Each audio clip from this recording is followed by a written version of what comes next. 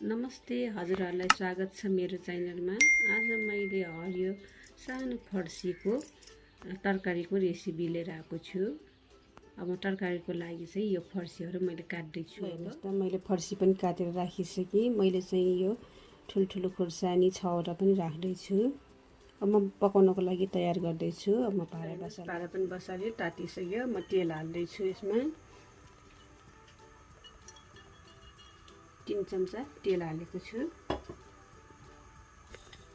ल हेर्नुहोस् त, तेल पनि तातियो।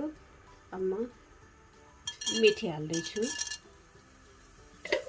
आधी चम्चा मेथी। ल हेर्नुहोस् त, मेथी पनि कालो भयो। अब म खुर्सानी हाल्दै छु।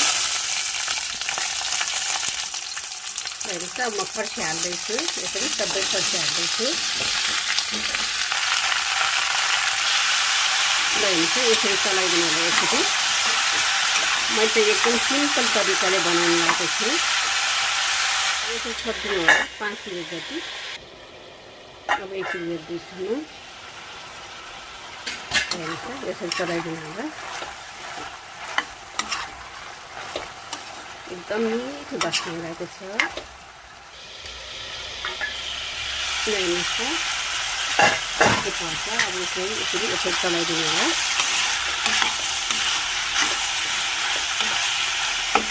यसमा चाहिँ अब थोरै पानी हालिदिनु होला, आधा गिलास जति। अब म मसला पनि हाल्दैछु। आधी चम्चा बेसार, 1 चम्चा जिरा सानो चम्चाले, खुर्सानी चाहिँ स्वादअनुसार, नुन पनि स्वादअनुसार, आधी चम्चा अदुवा लसुन चाहिँ त्यसमै पिसेर हालेको छु मैले। यसरी चलाइदिनु होला। एकदम सिम्पल बनाएको छु, तर एकदम मिठो हुन्छ। यो आफ्नै बारीको अर्ग्यानिक हो यो फर्सी र खुर्सानी चाहिँ। हेर्नुहोस् त, अब 5 मिनट जति यसरी छोडिदिनु होला। म बिचमा यसरी चेक गर्छु। हेर्नुहोस् त, कति राम्रो भएको छ, मिठो बास्ना आइरहेको छ। यसरी मसलाहरू सबै फिट्ने गरेर यसरी चलाइदिनु। म एकछिन छोपेर यो ग्यास अफ गरिदिन्छु।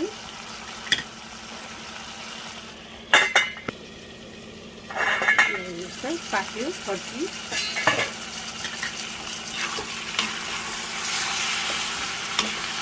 पाक्यो। अब म सर्भ गरेर पनि हजुरहरूलाई देखाउँछु।